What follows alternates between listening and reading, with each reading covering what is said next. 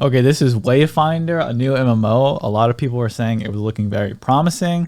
There's going to be a closed beta coming up soon, opening up for content creators. Let's take a look.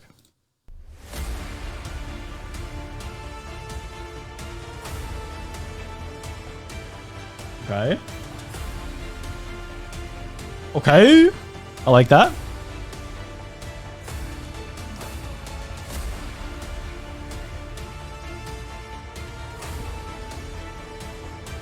That looks fun.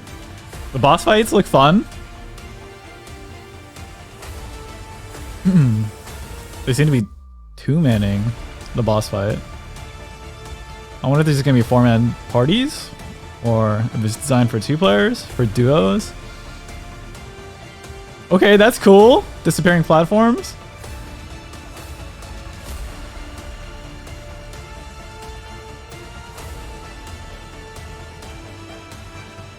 I love that. Dang, dude, that guy's got a lot of HP.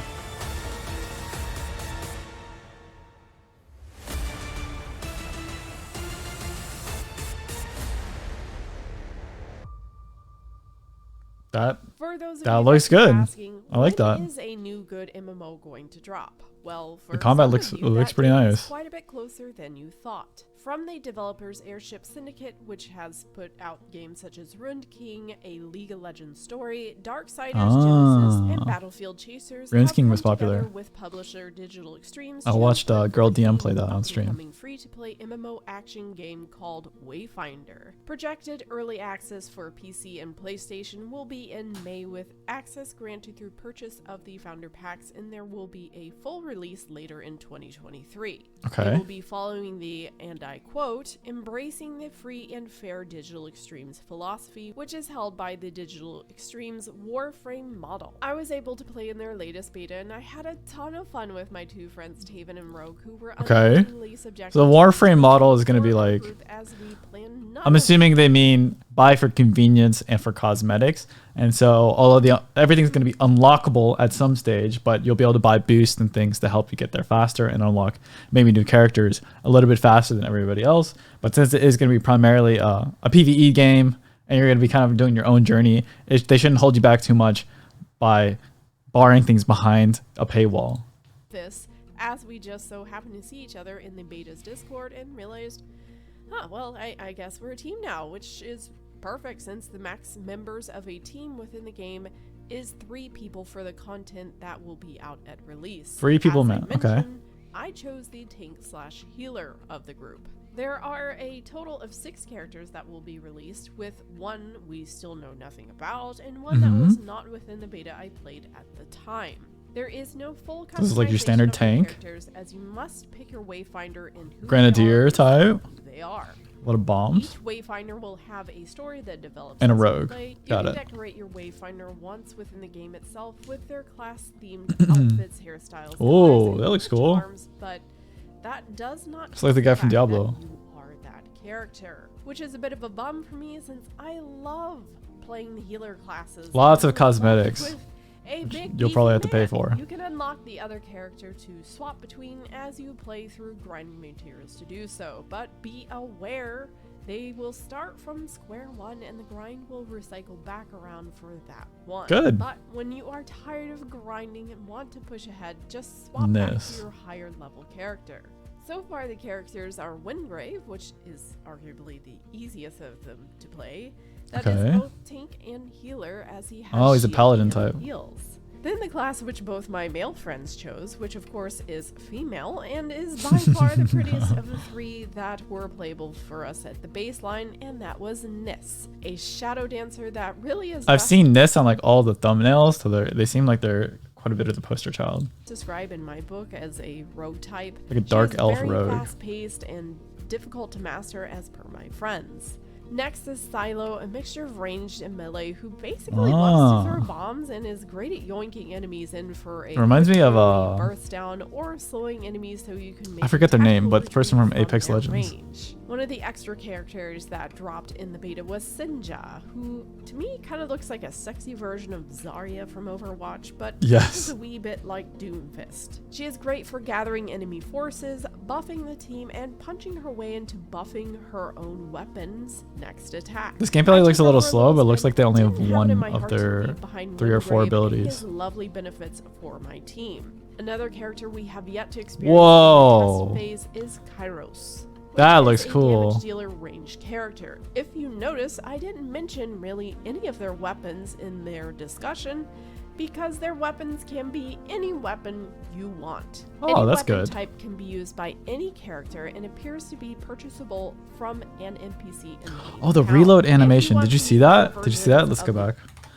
Look, you have to like. There's a times like event where you have to hit the reload at the right time, so it goes a little faster, like Gears of War. An NPC in the main town. If you want the better versions of the weapons, you will need to craft them by grinding out the materials necessary to do so, which we'll get to in here shortly. You'll probably spam this boss fight for like Monster Hunter style. With their base weapons upon entering the game, which consist of sword and shield, dual blades, rifle, and two-handed melee weapons. This will not change your 4 core abilities linked to your character, but it will change the weapon ability and your primary attack. As I mentioned, the combat. Speaking of Monster Hunter, doesn't the art style remind you of that like the free-to-play Monster Hunter knockoff that was like was really popular, but then they had like it was immensely laggy, so then it was not popular?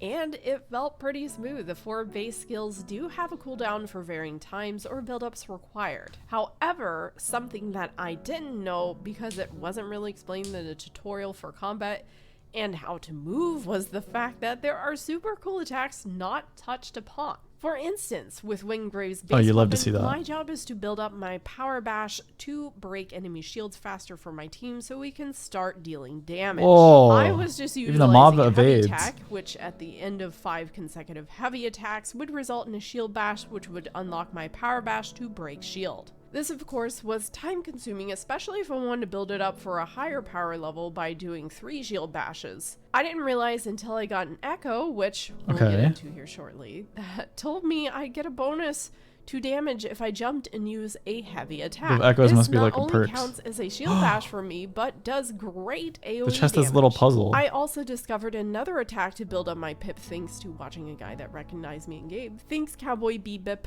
This only required dude, the rogue character combos look so cool. At the same time to shield slam. Look at that. From there, I began experimenting and found yet another attack that involved running and shield bashing an enemy in the face. These attacks also exist for other weapon types as well, with not quite the same benefit as it does for the sword and shield with a quick power bash buildup. Now, as I mentioned, there are echoes within the game, and they can be applied to your weapons, characters, and accessories. This is where your build will become more unique. Let's see this. Arc-like Warbear Echo. Max health break power. First, triggered by double jumping in combat. 25% resilience attack bar ability power for 10 seconds. Accessories.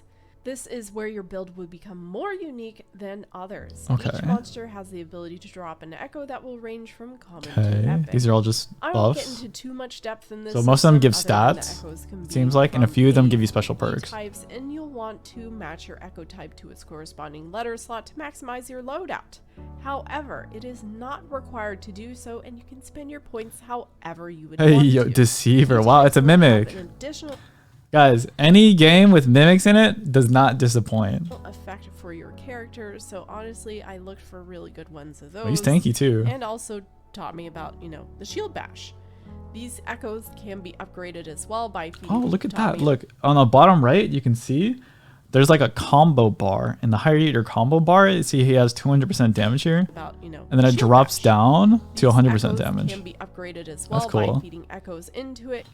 So it encourages like dodging and staying in combat and keeping the tempo up. And you'll get a bonus upgrade points for putting in the same monster echo. For further individualizing your build, you can pick and choose accessories to add in to boost certain stats that you find important for your character. These will drop from monsters or can be crafted. Should you achieve a set of accessories, typically by crafting some of the accessories, there are bonuses to having the set equipped to your character. Utilizing all these things together, you can build yourself a strong glass cannon or a super tanky Hulk. I'm sure builds will drop for each character, and I'm excited to see what will come out. Do give your character an even... I'm worried that we're going to have like a Genshin effect where everybody's just going to build damage. Because if the game is too easy, then the only thing people will optimize for is clearing content as fast as possible. And honestly, that's just not fun, right? Because everybody's going to have the same exact build, right?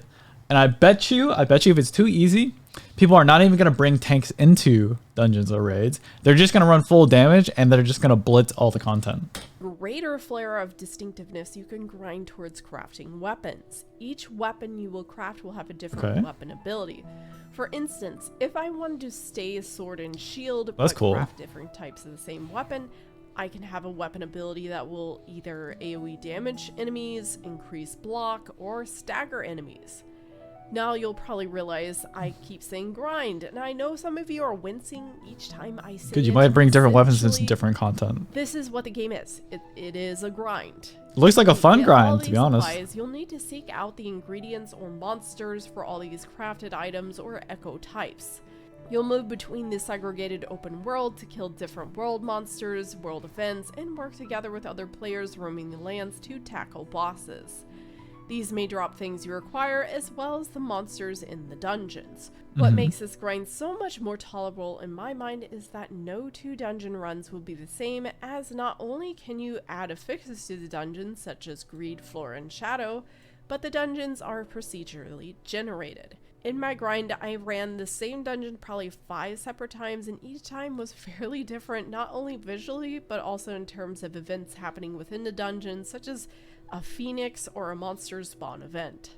This kept it feeling fresh no matter how many times I had to go in and try to get the drops. The dungeons felt rewarding, fun, and crazy good looking in my opinion.